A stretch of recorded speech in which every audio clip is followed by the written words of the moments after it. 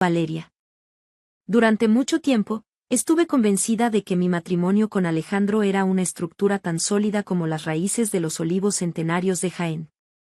Algo profundo, inquebrantable y capaz de resistir cualquier sequía emocional.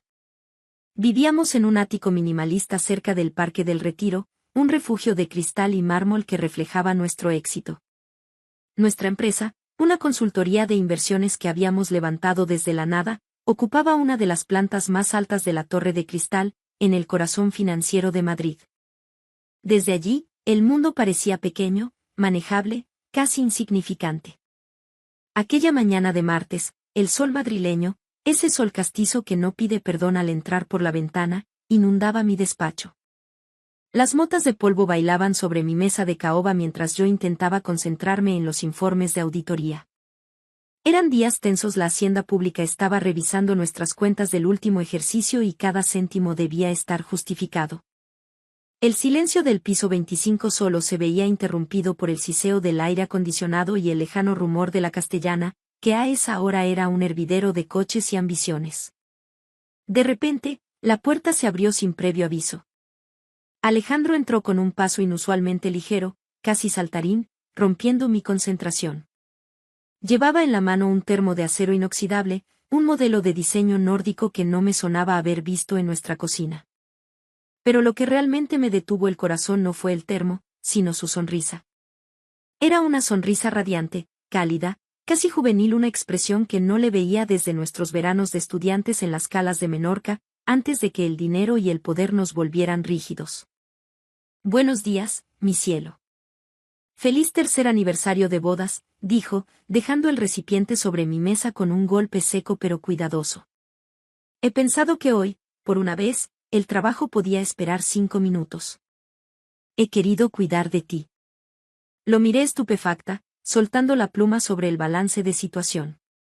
Alejandro, el hombre que desayunaba café solo mientras leía El Expansión y cuya agenda estaba bloqueada con reuniones de 3 meses en adelante, había dedicado tiempo a cocinar para mí. Últimamente te he visto muy pálida, Valeria. Te me estás quedando en los huesos con tanta auditoría y tanto estrés, continuó, rodeando la mesa para ponerse tras de mí y masajearme los hombros con una ternura que me resultó extrañamente gélida. Me he levantado antes del alba, cuando la ciudad aún estaba a oscuras, para prepararte una chanfaina casera. He seguido paso a paso la receta de mi abuela extremeña, la que siempre decías que era el mejor plato del mundo. Comida de verdad, de la que da fuerza y templa el alma. Tienes que comértela ahora, mientras el aroma está vivo. Al desenroscar la tapa, un vapor denso y cargado de especias inundó el despacho. Era un olor potente. Pimentón de la vera, comino, laurel y el aroma metálico y profundo de las vísceras cocinadas a fuego lento. En cualquier otra circunstancia, se me habría hecho la boca agua. Pero en ese momento, fue como si una mano invisible me estrujara el estómago. Estaba en mi primer trimestre de embarazo. Era un secreto que guardaba con un celo casi religioso, incluso para Alejandro. Quería darle la sorpresa el viernes, después de mi cita en la clínica Ruber, con la primera ecografía nítida en la mano. Sin embargo, el precio de ese secreto eran unas náuseas matutinas feroces, un rechazo absoluto a los olores fuertes y grasientos. El aroma de la chanfaina me golpeó como un mazo. Alejandro, de verdad, es un detalle precioso, me deja sin palabras. Balbuceé, intentando no respirar profundamente y tapándome la boca con un gesto que fingía sorpresa. Pero es que me he tomado un café con un mollete de antequera hace nada en el bar de abajo y tengo el estómago un poco cerrado. No creo que pueda probar ni una cucharada ahora mismo. Su expresión cambió de forma radical. La calidez desapareció de sus ojos, dejando paso a una rigidez casi mecánica. Su mandíbula se apretó. ¿Un mollete? Eso es pan y aire, Valeria. No me desprecies así, su voz bajó un tono, volviéndose imperativa. He pasado 3 horas frente a los fogones por ti. Por nosotros. No es solo comida, es mi esfuerzo. Insisto, tienes que comer. Te vendrá bien para esa palidez. Hazlo por mí, por nuestro aniversario. Había una urgencia en su mirada, una fijeza casi obsesiva que me hizo sentir un escalofrío. Parecía que su felicidad dependiera de que yo ingiriera ese guiso en ese preciso instante. El ambiente en el despacho se volvió pesado, eléctrico.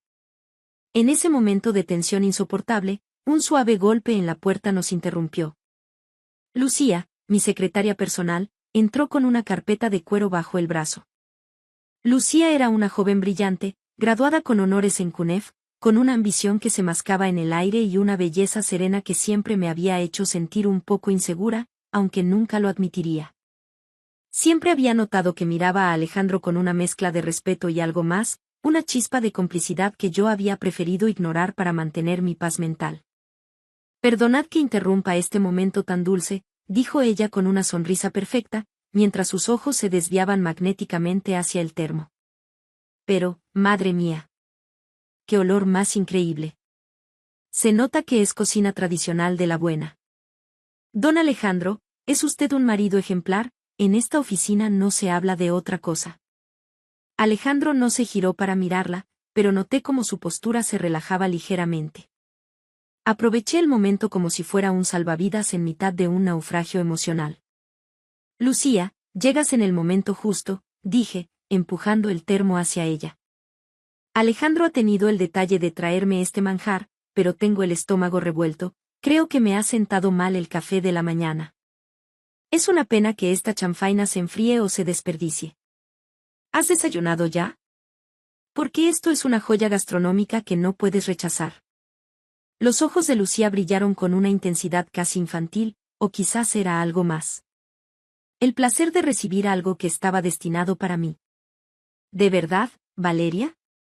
¿No te importa? Me encanta la chanfaina. En mi casa es el plato estrella de los domingos. Muchísimas gracias, de verdad. Lo disfrutaré por las dos. Se llevó el termo con una reverencia casi ritual. Alejandro me lanzó una última mirada, una mezcla indescifrable de rabia contenida y resignación, me dio un beso frío en la frente que supo a metal y salió del despacho sin decir una palabra más, alegando que tenía una junta urgente con los socios de la firma.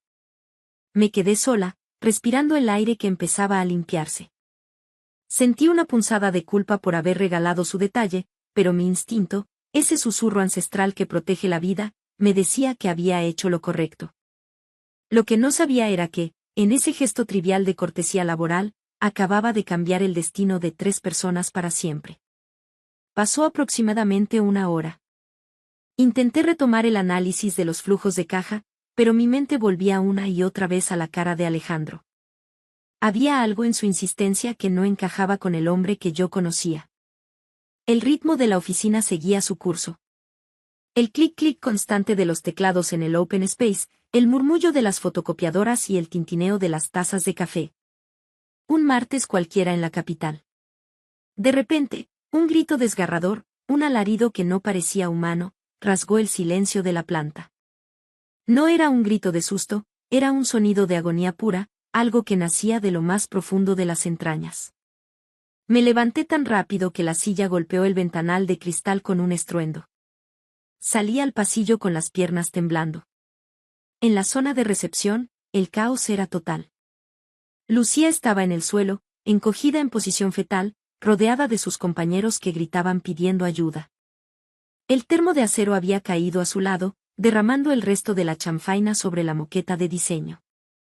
Pero lo que me hizo perder el aliento fue el color. El vestido color crema de Lucía se estaba tiñendo de un rojo violento, una mancha de sangre que crecía por segundos, empapando la tela y extendiéndose por el suelo. Llamada al 112. Rápido. Grité, intentando que mi voz no se quebrara mientras me arrodillaba a su lado. Lucía. Mírame. Mantén los ojos abiertos. Ella tenía la piel de un color grisáceo, bañada en un sudor gélido. Sus labios temblaban, pero no salía sonido alguno, solo un hilo de sangre que manchaba su comisura. La puerta del despacho de Alejandro se abrió. Pero no salió como un hombre preocupado por su empleada. Se quedó estático en el umbral, observando la escena con una frialdad que me heló la sangre. Sus ojos no buscaban a Lucía, me buscaban a mí. Cuando nuestras miradas se cruzaron, vi en él algo aterrador. No era miedo, era una decepción profunda, una furia silenciosa porque yo estaba de pie y ella estaba en el suelo. ¿Qué has hecho, Valeria? Su voz fue un susurro sibilino que solo yo pude oír por encima del alboroto. Ese desayuno era para ti. Está muriéndose, Alejandro. Le grité, horrorizada por su falta de humanidad. Llama a una ambulancia en lugar de decir estupideces. Los sanitarios del SAMUR llegaron en menos de 10 minutos. Entraron con la camilla y empezaron a trabajar sobre Lucía con una urgencia que confirmaba mis peores temores. Hemorragia masiva, oí decir a uno de los técnicos. Se la llevaron a toda prisa hacia los ascensores, con el goteo constante marcando su camino. Alejandro insistió en que fuéramos al hospital. Fuimos en su coche, un trayecto silencioso por la Castellana hacia el Hospital de la Paz. Él conducía con una tensión mecánica, sus nudillos blancos apretando el cuero del volante. Yo solo podía pensar en el bebé que llevaba dentro y en la extraña coincidencia de que Lucía hubiera enfermado justo después de comer lo que él había preparado con tanto amor para mí. En la sala de espera de urgencias, el tiempo se dilató. El olor a desinfectante y el brillo de los fluorescentes me hacían sentir enferma. Finalmente, un médico de mediana edad, con el rostro marcado por el cansancio de una guardia eterna, salió a buscarnos. ¿Son ustedes los familiares de la paciente Lucía?, preguntó, bajándose la mascarilla. Somos sus jefes, pero es como de la familia, respondió Alejandro con una voz impostada, casi teatral. El médico nos miró con severidad. La paciente ha sufrido un desprendimiento de placenta masivo provocado por la ingesta de una dosis extremadamente alta de misoprostol. Sentí que el suelo desaparecía bajo mis pies.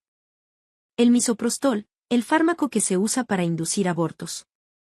Debido a la cantidad encontrada en su sistema, ha sido un envenenamiento en toda regla, continuó el médico. La señorita Lucía estaba embarazada de 8 semanas. Hemos conseguido estabilizarla, pero ha perdido el feto y ha sufrido daños internos graves. La Policía Nacional ya está avisada y viene de camino para tomar declaraciones. Esto no ha sido un accidente, señores. Alguien puso ese medicamento en su comida. Miré a Alejandro. Su rostro se había vuelto de piedra. En ese momento, la verdad me golpeó con la fuerza de un rayo. Lucía estaba embarazada. Y el padre, sin duda, era él. Había intentado deshacerse de su problema, y quizás de mí también, de un solo golpe, usando un plato de su infancia como arma. 30.000. La sala de espera del Hospital de la Paz se había convertido en una especie de purgatorio personal. El zumbido de las máquinas, el olor a desinfectante industrial y el ir y venir de camillas formaban un telón de fondo macabro para la tormenta que se desataba en mi interior. Alejandro estaba sentado a 2 sillas de distancia, con la mirada perdida en un punto indeterminado del suelo de terrazo. Ya no era el triunfador de la Castellana, parecía un hombre pequeño, encogido bajo el peso de un plan que se le había escapado de las manos. De repente, 2 agentes de la Policía Nacional aparecieron al final del pasillo. Sus pasos, firmes y acompasados, resonaban con una autoridad que me hizo enderezar la espalda. El inspector jefe, un hombre de unos 50 años con ojos que parecían haberlo visto todo en las noches de Madrid, se acercó a nosotros. ¿Don Alejandro y doña Valeria?, preguntó, sacando una libreta. Soy el inspector García. Necesito que me acompañen a una sala privada. Tenemos que hablar sobre lo ocurrido en su oficina. Nos llevaron a una pequeña habitación con paredes de cristal translúcido. El ambiente era gélido. El informe médico es demoledor, empezó García, clavando su mirada en Alejandro. El misoprostol es una sustancia controlada. No se encuentra por error en un plato de chanfaina. Alguien lo puso allí con una intención muy clara. Don Alejandro, usted afirma que preparó esa comida personalmente desde el amanecer, ¿es correcto? Así es, inspector, respondió Alejandro con una voz que intentaba sonar firme, pero que traicionaba un ligero temblor. Fue un regalo para mi mujer. Lo hice con todo mi cariño. No entiendo cómo ha podido ocurrir esta desgracia. Quizás los ingredientes estaban en mal estado. O quizás en la carnicería. No me tome por tonto, caballero, le interrumpió García con frialdad. El misoprostol no se cría en las carnicerías. Se compra en farmacias con receta o en el mercado negro. ¿Y usted, doña Valeria, por qué no comió ese desayuno? Tengo náuseas matutinas, respondí, sintiendo como el secreto de mi embarazo pesaba más que nunca. El olor me resultó insoportable. Por eso se lo ofrecí a Lucía. No tenía ni idea de qué. En ese momento, mi instinto de empresaria y de mujer herida tomó el mando. Mientras los agentes interrogaban a Alejandro sobre la procedencia de los ingredientes, saqué mi móvil y envié un mensaje urgente a Amaya, mi jefa de operaciones y la única persona en la que confiaba plenamente. Amaya, necesito que bloquees todos los accesos de Alejandro a las cuentas de la empresa, representación y gastos. Revisa el alquiler de cualquier inmueble que no esté a nuestro nombre. Ahora mismo. La respuesta de Amaya llegó 10 minutos después, mientras Alejandro intentaba explicar por qué había borrado el historial de su GPS esa misma mañana. Valeria, esto es peor de lo que pensábamos. Hay pagos mensuales de 3.200 euros a una inmobiliaria en el barrio de Salamanca. El contrato está a nombre de una sociedad pantalla, pero el administrador único es Diego, el primo de Alejandro. Y hay facturas de joyerías de la calle Serrano que nunca llegaron a tus manos. Sentí una náusea que no tenía nada que ver con el embarazo. El hombre con el que compartía mi cama y mi empresa estaba financiando una vida paralela con mi dinero. Y lo peor. Lucía, la chica que ahora luchaba por su vida, era la pieza central de ese rompecabezas de traición. El inspector García recibió una llamada en ese momento. Su rostro se endureció. Don Alejandro, parece que la policía científica ha terminado de revisar su domicilio en El Viso. Han encontrado un blister vacío en el fondo del contenedor de reciclaje oculto bajo unos papeles. Curiosamente, un blister de misoprostol de 200 microgramos. ¿Quiere explicarnos cómo llegó eso a su basura? Alejandro se quedó mudo. Su fachada de marido perfecto se desmoronó por completo. La arrogancia fue sustituida por un pánico primario. Yo no sé nada de eso. Valeria. Se giró hacia mí, intentando agarrarme las manos. Valeria, tienes que creerme. Alguien ha querido tenderme una trampa. Tú sabes que yo nunca te haría daño. Pero se lo hiciste a ella, Alejandro, dije con una voz que no reconocí, gélida y cortante. Y querías hacérmelo a mí. Sabías que estaba embarazada, ¿verdad? Por eso preparaste esa chanfaina. Querías limpiar tu vida de estorbos sin pasar por un juzgado de familia. El inspector García hizo una señal a su compañero. Don Alejandro, queda usted detenido por un presunto delito de lesiones agravadas y aborto no consentido. Tiene derecho a guardar silencio. Mientras le ponían las esposas, el silencio de la sala solo era roto por el tintineo del metal. Yo me quedé allí, viendo cómo se llevaban al hombre que había amado. Pero la historia no terminaba ahí. Diego, su primo y cómplice, aún estaba fuera, y yo tenía una empresa que salvar y una dignidad que reconstruir.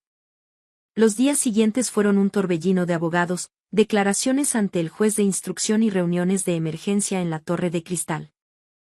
El escándalo había saltado a la prensa.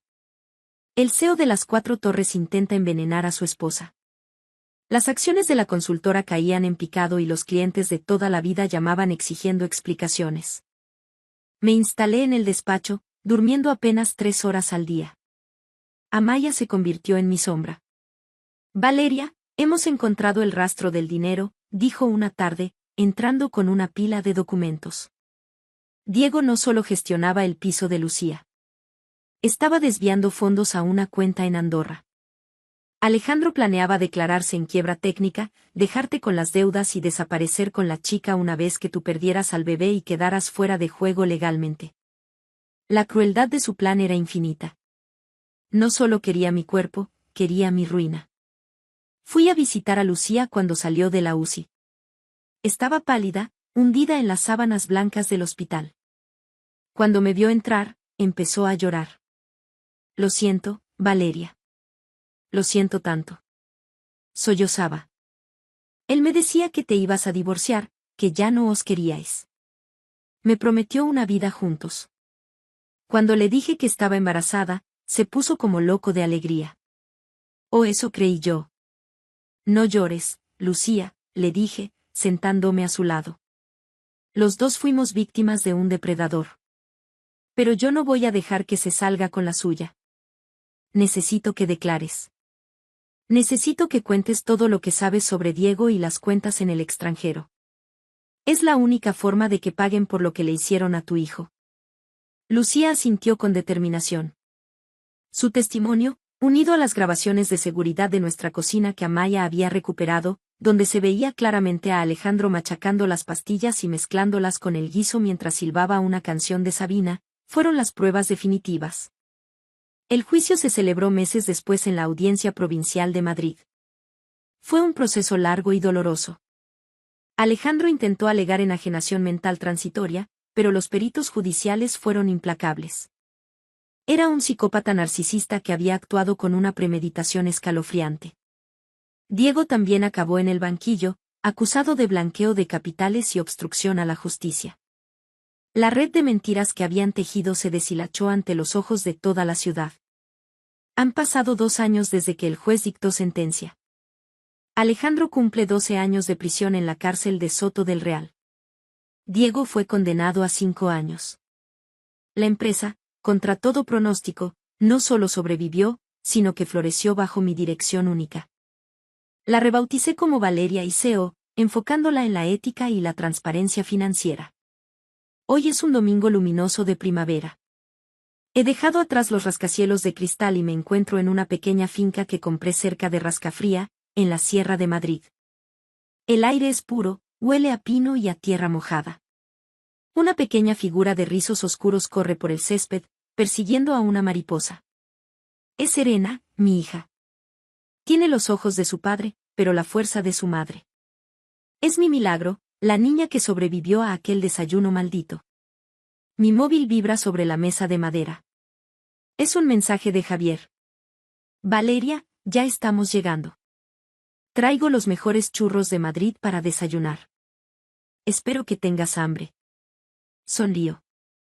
Javier es nuestro abogado, el hombre que me sostuvo durante el juicio y que, con el tiempo, se convirtió en algo mucho más profundo. Es alguien que me respeta, que ama a Serena y que nunca ha intentado controlar mi vida.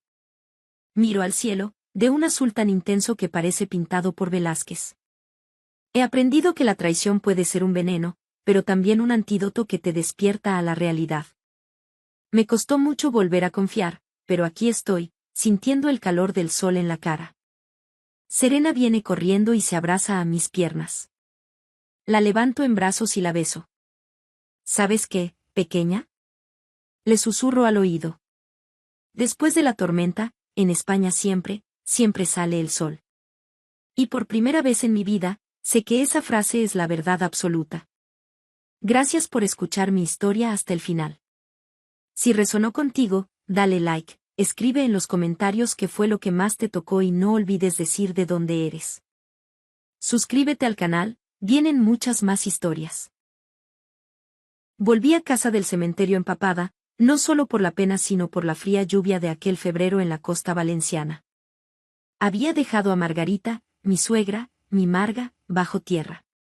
10 años.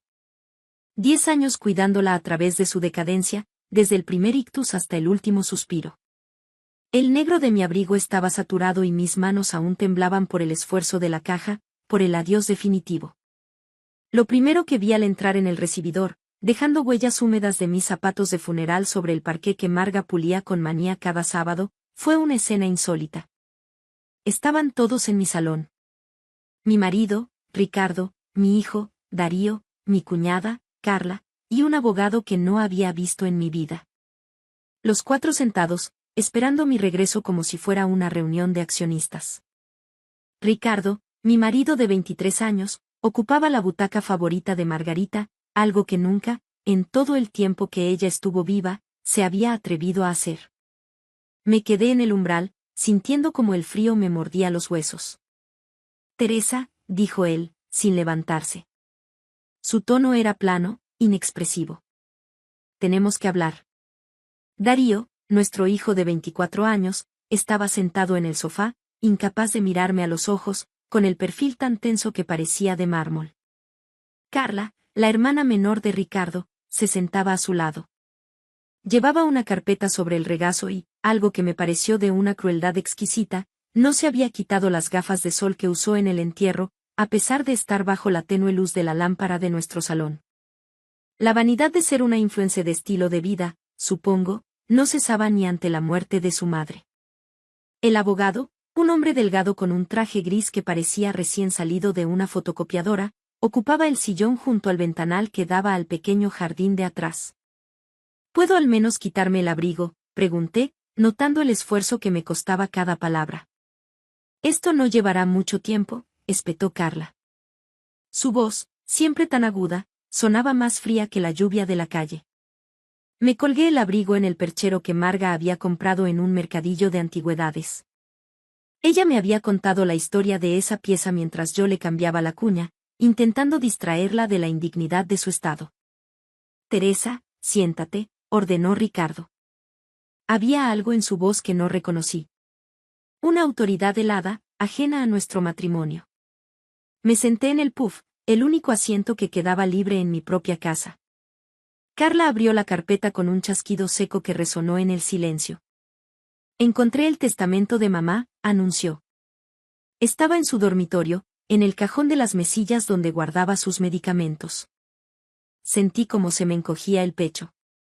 Marga y yo habíamos hablado de ese testamento muchas veces a altas horas de la noche, cuando yo me quedaba a su lado después de que Ricardo se fuera a dormir, después de que Carla dejara de contestar sus llamadas y después de que Darío se mudara y nos visitara una vez al mes, con suerte. Le dejó la casa a Ricardo, continuó Carla, deslizando el dedo por la página. Junto con todos sus ahorros, que ascienden a unos 450.000 euros. La habitación pareció inclinarse ligeramente. Me aferré al borde del puff para no caer. ¿450.000 euros? Todo el dinero de Marga, la pensión, los ahorros de toda una vida. Carla levantó la vista. Las gafas de sol, absurdas en el interior, reflejaban mi propio rostro pálido. ¿Y para ti, Teresa?, preguntó. Te dejó 4.500 euros por tus servicios. Por mis servicios. 10 años de servicios. 10 años despertando cada 3 horas para girarla y evitarle las úlceras por presión. 10 años triturando su comida y alimentándola por sonda. 10 años bañándola, vistiéndola, controlando su medicación, llevándola a cada consulta en el Hospital Universitario y Politécnico La Fe de Valencia, sentada a su lado durante la quimioterapia, la radioterapia, y los últimos días de cuidados paliativos, cuando cada respiración era una batalla. 4.500 euros. Eso no es posible, dije en voz baja. Marga me dijo. Mamá estaba tomando mucha medicación, me interrumpió Ricardo.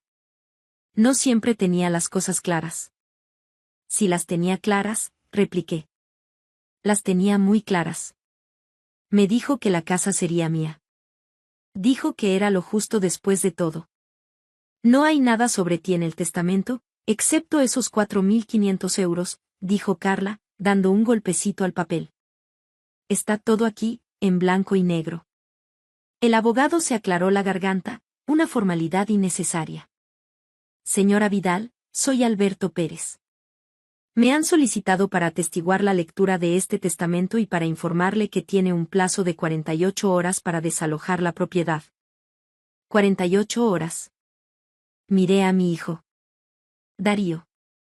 Él clavó la vista en sus manos. Papá dice que es lo que la abuela quería. Tu padre no la visitó durante 6 meses antes de que muriera, me oí decir. Ni tampoco tu tía. ¿Dónde estabais todos cuando ella lloraba a las 3 de la mañana por un dolor insoportable? ¿Dónde estabais cuando no recordaba su propio nombre? ¿Dónde, Darío? Teresa, Ricardo se puso de pie. Me pareció más alto de lo que recordaba. O tal vez yo me había encogido. Esto es lo que quería mi madre. Recibirás tus 4.500 euros. Darío se queda con nosotros. Tienes que hacer tus maletas y marcharte. Con nosotros. Dijo con nosotros. Como si Darío y Carla fueran una nueva unidad familiar y yo fuera la intrusa, la sirvienta despedida. Hacer mis maletas, repetí. Tiene 48 horas, insistió el abogado. Después de eso, si no ha desalojado la propiedad voluntariamente, nos veremos obligados a iniciar un proceso de desahucio. Me levanté lentamente. Sentía las piernas como gelatina, pero no les daría el gusto de verme caer. Lo entiendo, dije. Creo que todos se sorprendieron. Quizás esperaban gritos, lágrimas, un drama. Pero de 10 años de enfermería había aprendido algo. No se puede pelear cada batalla en el momento en que ocurre. A veces, hay que esperar. Hay que evaluar. Hay que planificar. Subí las escaleras hasta el dormitorio que había compartido con Ricardo desde que cumplimos 40 años, el mismo en el que había pasado tantas noches despierta, escuchando la respiración de Marga a través del monitor de bebé reutilizado, lista para correr a su habitación si me necesitaba. Saqué mi maleta del armario y empecé a empacar. Toda mi vida había sido la responsable, la que se casó joven e hizo que funcionara. La que puso en pausa mi propia carrera de enfermería cuando a Marga le dio el primer ictus, porque Ricardo insistió en que su madre necesitaba el cuidado de la familia, no de extraños a sueldo. Yo era la que sonreía y asentía cuando Carla llegaba 2 veces al año con regalos caros y quejas sobre lo difícil que era su vida como influencer de moda. Empaqué mis uniformes de enfermera, aunque hacía una década que no los usaba. Guardé el pequeño joyero que Marga me había regalado por mis 60 cumpleaños. Metí los álbumes de fotos que Ricardo quería tirar porque, según él, ya están digitalizados. Y luego, empaqué el sobre. El sobre que Marga me había presionado en la mano 3 días antes de morir, cuando tuvo uno de sus momentos de lucidez, cuando la neblina de morfina se levantó y me agarró la muñeca con una fuerza sorprendente. Teresa, me susurró. Mis hijos no son buenas personas. Lo sé ahora. Siento no haberlo visto antes. No digas eso, le dije, acariciándole el cabello hacia atrás. Solo están ocupados. No los defiendas, me reprendió. Siempre has defendido a todos los demás. Es hora de que alguien te proteja a ti. Sacó el sobre de debajo de su almohada. No lo abras hasta después de que me haya ido. Prométemelo. Se lo había prometido. Ahora el sobre yacía en el fondo de mi maleta, todavía sellado. Había cumplido mi palabra, incluso en el funeral, incluso cuando cada instinto me gritaba que lo abriera. Pasé las siguientes 48 horas en un lúgubre hostal Ruta del Sol, junto a la antigua carretera A4 que iba hacia Madrid. La habitación olía a tabaco y lejía, y el calefactor hacía un ruido de traqueteo que me mantuvo despierta. Utilicé los 4.500 euros que Carla había transferido a mi cuenta, aparentemente todo mi valor después de una década de devoción, para pagar 2 semanas de alojamiento y comprar algo de comida en el supermercado de descuento cercano. Al tercer día, abrí el sobre. Dentro había una llave con una etiqueta que decía Caja Banco Nacional y una nota con la caligrafía temblorosa de Marga. Teresa. Conozco a mis hijos. Me preparé para esto. Confía en mí, el verdadero testamento está en la caja. También hay una grabación de vídeo. Llama a Bernardo Winters, de Winters y Asociados. Su número está en la caja. Siento mucho que tengas que lidiar con esto. Te mereces mucho más de todos nosotros. Con amor, Marga. Me quedé sentada en la cama del hostal durante mucho tiempo, sosteniendo esa nota. Luego, llamé a Bernardo Winters. El bufete de abogados estaba en un antiguo edificio de ladrillo en el centro histórico de Valencia, justo encima de la panadería que hacía los rollos de canela que tanto le gustaban a Marga antes de que ya no pudiera tragar alimentos sólidos. Bernardo Winters, un hombre de unos 70 años, tenía ojos amables y un apretón de manos firme. Señora Vidal, dijo. La estaba esperando. Margarita vino a verme hace 8 meses. Tenía muy claro lo que quería. Me condujo a una sala de conferencias e insertó la llave que yo le había traído en una caja metálica sobre la mesa. Dentro había otro sobresellado, una memoria USB y una gruesa carpeta de documentos. El testamento oficial de Margarita, dijo Bernardo, abriendo el sobre, Fue ejecutado el 15 de junio del año pasado. Fui testigo yo mismo, junto con 2 de mis colegas. Ha sido notariado y registrado en el juzgado de primera instancia. Empezó a leer. La casa era mía, no de Ricardo. Mía. 400.000 euros eran míos, no de Ricardo. Míos. Ricardo y Carla recibían cada uno 22.000 euros con una condición muy específica. No recibirían absolutamente nada si impugnaban el testamento. Darío recibía 90.000 euros en un fondo fiduciario al que podría acceder a los 25 años, algo que sucedería en 10 meses. El testamento también incluye lo que llamamos una cláusula de no impugnación, explicó Bernardo. Si alguien desafía la validez del testamento, pierde toda su herencia. Es perfectamente legal y, en este caso, muy prudente por parte de Margarita. Pero ellos tienen un testamento, dije. Carla me lo enseñó. Una falsificación, dijo Bernardo en voz baja. Y la falsificación de un documento legal es un delito grave. Marga estaba preocupada de que pudieran intentar algo así, por eso tomó ciertas precauciones. Encendió el portátil y enchufó la memoria USB. El rostro de Marga llenó la pantalla. Estaba sentada en esa misma oficina, con la chaqueta de punto azul que le había regalado por Navidad hacía 2 años. Parecía cansada, pero decidida. ¿A quién concierna?, dijo a la cámara. Soy Margarita Patricia Navarro, en plenas facultades mentales y físicas, aunque mi cuerpo ya no sea lo que era. Una pequeña sonrisa. Hago este video para asegurar que mis deseos sean totalmente claros y no puedan ser malinterpretados o manipulados por nadie. Ella juntó las manos sobre la mesa. Mi hijo Ricardo y mi hija Carla no han estado presentes en mi vida durante muchos años. Vienen en festivos y cumpleaños, se quedan 1 hora y se van. Llaman 1 vez al mes, si acaso. Me han dejado muy claro que mi cuidado es una carga que no están dispuestos a asumir. Su voz se quebró ligeramente. Mi nuera, Teresa Vidal, ha sido mi única cuidadora durante 10 años. Me ha bañado. Me ha alimentado.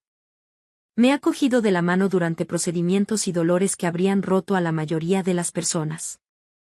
Ha sacrificado su propia carrera, su propia salud, incluso su propia dignidad en ocasiones, para preservar la mía. Marga miró directamente a la cámara. Teresa se merece todo lo que tengo para darle. La casa debe ser suya.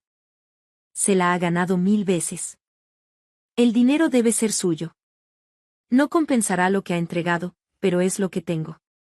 Hizo una pausa. Les dejo algo a mis hijos porque son mis hijos y los quiero a pesar de sus defectos. Pero si eligen luchar contra este testamento, si eligen intentar quitarle a Teresa lo que se ha ganado, entonces no recibirán nada. Esta es mi última palabra sobre el asunto. El vídeo terminó. Me quedé sentada en silencio. Bernardo Winters me sirvió un vaso de agua de la jarra que había sobre la mesa. Hay más, dijo suavemente. Margarita también documentó todo. Llevó un diario de cada vez que Ricardo o Carla no la visitaron, de cada promesa rota, de cada vez que pidieron dinero, pero no pudieron dedicar tiempo. Tiene testimonios de las enfermeras de paliativos que la cuidaron en las últimas semanas, continuó. Cada una de ellas menciona que Teresa fue el único miembro de la familia presente. Me deslizó una carpeta. Informes médicos, registros de cuidados, informe. Yo no llevaba la cuenta, dije con un nudo en la garganta. Simplemente hacía lo que había que hacer. Margarita sí llevaba la cuenta, dijo Bernardo. Ella sabía que tú no lo harías. Sabía que nunca lucharías por ti misma, así que ella luchó por ti. Miré la montaña de pruebas sobre la mesa. ¿Qué pasa ahora? Ahora, Bernardo se reclinó en su silla. Ahora, presento el testamento oficial ante el notario. Envío una notificación a todas las partes nombradas en el testamento, y le sugiero encarecidamente a Ricardo y Carla que acepten sus 22.000 euros cada uno y se marchen. Porque si luchan contra esto, lo perderán todo. Y si las autoridades descubren ese testamento falso que te mostraron, podrían enfrentarse a cargos penales. Cargos penales, repetí. Falsificación, intento de fraude, y potencialmente abuso de ancianos, si logramos demostrar que manipularon a Margarita mientras estaba vulnerable, explicó Bernardo. Son delitos graves, señora Vidal. Pensé en Ricardo sentado en la butaca de Marga, en Carla con sus gafas de sol y su voz helada diciendo: por tus servicios. Pensé en Darío, incapaz de mirarme. ¿Qué debo hacer?, pregunté. Bernardo sonrió. Lo que Margarita quería que hicieras. Vuelve a casa. Ahora es tu casa. Presenta una denuncia ante la policía sobre el testamento falso si lo deseas. Yo lo recomiendo. Y vive tu vida. Te lo has ganado. Al día siguiente, presenté la denuncia en la comisaría de Policía Nacional. La inspectora que tomó mi declaración era una mujer de mi edad, con ojos comprensivos y manos eficientes que teclearon todo lo que dije. ¿Aún tiene el testamento falso?, preguntó. No, respondí. Carla se lo quedó. Está bien. Tendremos que obtenerlo como prueba. No contacte con su marido ni con su hermana. Nosotros nos encargaremos. 3 días después, estaba volviendo a llevar mis cosas a la casa, mi casa, cuando 2 coches de policía se detuvieron fuera. Observé desde la ventana cómo los agentes llamaban a la puerta. Ricardo abrió. Vi cómo su rostro cambiaba al ver las placas de identificación.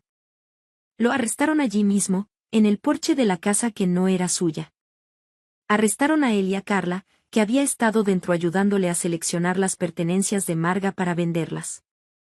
Darío me llamó esa noche. Mamá, su voz era pequeña. Lo siento mucho. Yo no lo sabía. Papá me dijo que la abuela quería que él se quedara con la casa. Me enseñó el testamento. Pensé que simplemente estabas molesta por haberla perdido y por eso te fuiste. No sabía que era falso. ¿Ayudaste a hacer el testamento?, pregunté. No. No, lo juro. Simplemente lo vi después. Lo vi después. Estaba llorando. Debí haberlo puesto en duda. Debí haberte preguntado a ti. Debí. Debiste haber visitado a tu abuela cuando se estaba muriendo, dije en voz baja. Debiste haber llamado más de una vez al mes. Debiste haberte ofrecido a quedarte con ella una sola noche para que yo pudiera dormir. Hubo silencio al otro lado. Pero tenías 23 años, y tu padre te dijo que tu abuela estaba bien, que yo estaba bien, que todo estaba bien, continué. Así que le creíste. Lo entiendo. Lo siento mucho, dijo de nuevo. Tu abuela te dejó dinero, le dije. 90.000 euros. Los recibirás en tu 25 cumpleaños. Úsalos con sabiduría. Mamá, ¿dónde te estás quedando? ¿Estás bien? Estoy en casa, le dije. Por fin estoy en casa. El proceso judicial duró 3 meses. Ricardo y Carla se declararon culpables de falsificación e intento de fraude a cambio de penas reducidas. Ricardo fue condenado a 2 años, que se redujeron a 18 meses con buen comportamiento. Carla, a 18 meses, reducidos a 1 año.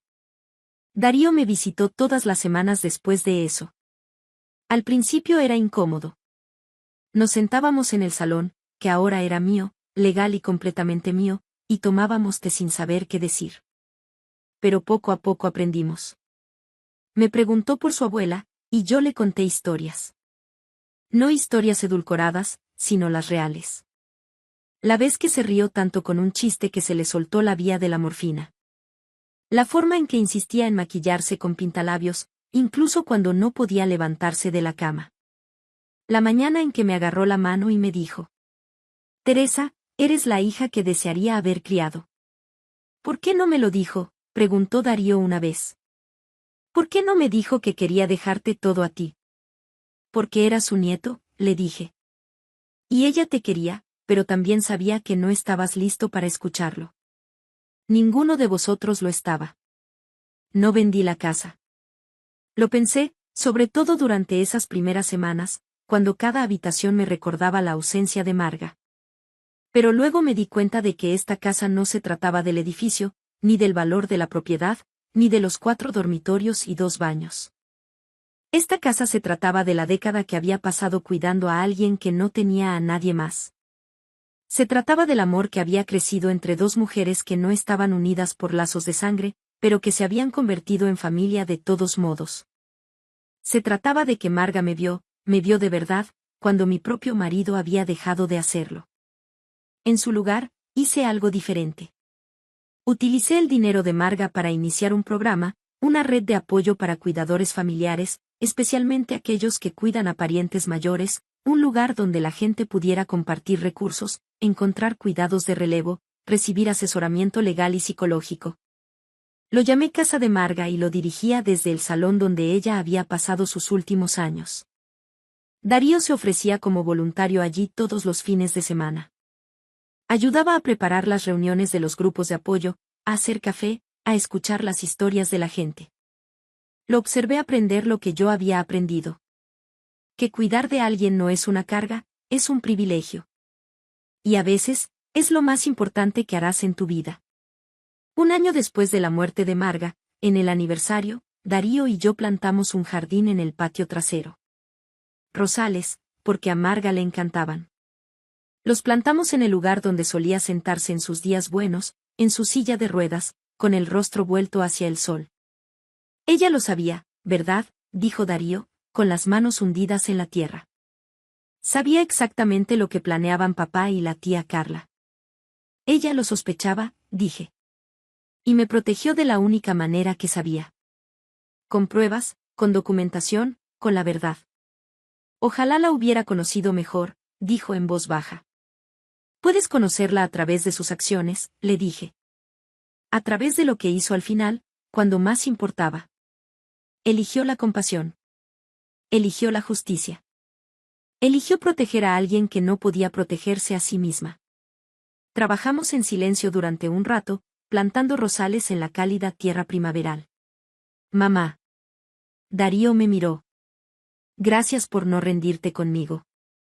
Eres mi hijo, dije simplemente. Marga me enseñó que la familia no es solo cuestión de sangre. Se trata de quien aparece, quien se queda, quien hace el trabajo duro de amar a la gente incluso cuando no lo merecen. Hice una pausa, con las manos cubiertas de tierra, rodeada de rosales que florecerían mucho después de que ambos nos hubiéramos ido. Pero también me enseñó algo más, añadí. Que a veces, lo más amoroso que puedes hacer es trazar una línea. Decir. No más. Protegerte a ti misma de la misma manera que has protegido a todos los demás. Darío asintió lentamente. ¿Crees que volverás a hablar con papá alguna vez? Pensé en Ricardo en esa prisión, vestido de naranja en lugar de los costosos trajes que siempre prefería. Pensé en Carla, su carrera de influencia arruinada por los titulares sobre abuso de ancianos y fraude. Pensé en la década que había pasado haciéndome más pequeña para que ellos pudieran sentirse más grandes. No lo sé, dije con honestidad. Tal vez algún día, pero no porque tenga que hacerlo, no porque se espere. Solo si quiero. ¿Y quieres? Miré la casa a nuestra espalda, los rosales que comenzaban a echar raíces, el rostro de mi hijo, todavía tan joven, pero aprendiendo, creciendo, intentando ser mejor de lo que le habían enseñado. Pregúntame dentro de un año, dije. Esa noche, a solas en la casa que era por fin, legal, irrevocablemente mía, saqué los álbumes de fotos que había salvado de la basura de Ricardo. Fotos de Marga de joven, sosteniendo al pequeño Ricardo. Fotos de ella y su difunto esposo el día de su boda, fotos de navidades y graduaciones y martes ordinarios que en su momento parecieron intrascendentes, pero que ahora eran preciosos. Y escondida en la parte posterior del último álbum, encontré una nota más de Marga, escrita con la misma mano temblorosa que la que había dejado con el sobre. Querida Teresa, si estás leyendo esto, entonces mi plan funcionó. Estás en casa. Estás a salvo. Por fin estás recibiendo lo que te merecías desde el principio. Siento no haberte dado más cuando estaba viva. Más reconocimiento, más apoyo, más defensa contra el egoísmo de mis hijos, pero te estoy dando esto ahora. Permiso. Permiso para dejar de sacrificarte. Permiso para dejar de encogerte. Permiso para ocupar espacio y exigir respeto y conocer tu valor. Has sido la arquitecta de la comodidad de todos los demás durante demasiado tiempo. Ahora, construye algo para ti. Con todo mi amor y gratitud, Marga. Lloré entonces por primera vez desde el funeral. No lágrimas de tristeza exactamente. Algo más complicado. Dolor, sí, pero también alivio. También gratitud. También algo parecido a la libertad. Ya no era el chivo expiatorio. Ya no era la pacificadora o la cuidadora o la que se tragaba sus propias necesidades para hacer sitio a las exigencias de todos los demás. Yo era Teresa Vidal, 60 años, propietaria de una casa de 4 dormitorios con un jardín de rosales, directora de la Casa de Marga, una asociación sin ánimo de lucro que atiende a cuidadores familiares en 3 comarcas valencianas, madre de un hijo que estaba aprendiendo lentamente lo que significaba aparecer. Y yo era la mujer que había sido amada lo suficiente por alguien que apenas me conocía al principio, pero que me había visto con la suficiente claridad como para luchar por mí incluso después de la muerte. Eso valía más que cualquier casa, cualquier dinero, cualquier testamento. Pero era agradable tener la casa. Gracias por escuchar mi historia hasta el final. Si resonó contigo, dale like, escribe en los comentarios qué fue lo que más te tocó y no olvides decir de dónde eres. Suscríbete al canal, vienen muchas más historias.